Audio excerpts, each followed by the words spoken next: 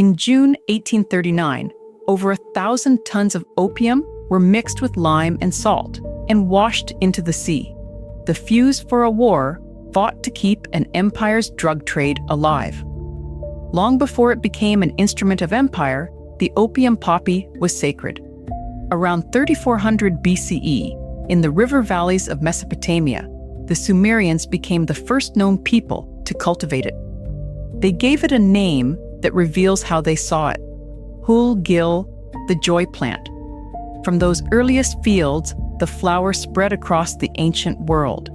In Greece, in Egypt, in Islamic societies, it was woven into food, into medicine, and into ritual. Its power to dull pain was understood thousands of years ago, when almost nothing else in the human toolkit could quiet suffering. For most of its history, this was a plant of healing and of comfort, a gift, not a weapon. But hold that word in mind, joy, because the same chemistry that soothed the dying would one day chain tens of millions of people to a habit they could not break. How does a flower revered for mercy become the engine of history's largest state-backed drug trade? The answer begins not with a scientist. Part 1, the god of dreams in a bottle, but with the slow work of centuries. And it accelerates the moment someone learns to pull the poppy's secret out into the open. In the early 1800s, a German pharmacist named Friedrich Sertürner did something no one had done before. He isolated the active compound inside opium, the first alkaloid ever extracted from a plant. He named it after Morpheus, the god of dreams. He called it morphine. It was a landmark of science. For the first time, the poppy's pain relief could be measured, concentrated, controlled. But concentration cuts both ways. The same discovery that would one day transform surgery and end agony also revealed just how potent this plant truly was. And here is the tension that would define the next century. A substance capable of extraordinary mercy is also capable of extraordinary dependence. The poppy had always carried both faces. Now, as European science was learning to sharpen its edge, European commerce was about to discover something else entirely. That a flower which could soothe a single patient could also be grown by the ton, packed into chests, and turned into the solution to an empire's most expensive problem. Part 2, the silver problem. That problem had nothing to do with medicine. It had to do with tea. Britain had developed an appetite it could not satisfy. It wanted Chinese tea, Chinese silk, Chinese porcelain, and it wanted them in enormous quantities. China, in return, wanted very little of what Britain had to offer. The result was a trade imbalance that bled Britain of silver, year after year, as payment flowed one direction and goods flowed the other. For a global empire, this was intolerable. So the British East India Company found a different kind of currency, one it could manufacture. The company held a monopoly on opium cultivation in the fertile fields of Bengal, and it developed methods to grow poppies cheaply and at scale. Indian opium, types known as Patna, Benares, and Malwa, was pressed into balls and packed into chests. The plan was elegant and cynical. Sell opium into China, collect the silver, and use that silver to buy the tea. There was only one obstacle. Opium was banned in China, and that is where the company made a calculated choice, one designed to keep its own hands technically clean while the trade grew far beyond anyone's control. Part 3, the chests multiply. Because opium was illegal in China, the East India Company did not carry the drug itself. Instead, it licensed private merchants, the so-called country traders, to smuggle it. The traders took the risk and the stigma. The company collected the silver that flowed back. It was a machine built to distance profit from consequence. And the numbers tell the story of a system running out of control. In 1729, opium imports into China stood at roughly 200 chests a year. By the 1820s and 1830s, that figure had climbed to about 10,000 chests annually. By 1838, it had reached around 40,000. Then, in 1834, the company lost its monopoly on the China trade, and rather than slowing the flood, it opened the market to still more merchants, and imports rose further. This was no longer a trickle, it was a torrent. By 1843, opium had become the second largest source of revenue for British India. An entire imperial economy was now leaning on addiction. But on the receiving end of those chests was a country watching its people, its silver, and its social order dissolve. And a court finally deciding it had seen enough.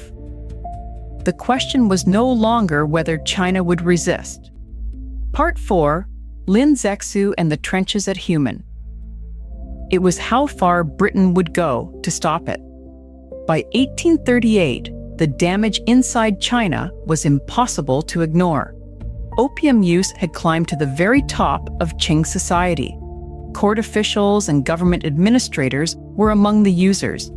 Academic estimates placed the number of addicts near the time of the First Opium War at around 12 million people. The Daoguang Emperor made his decision: total prohibition.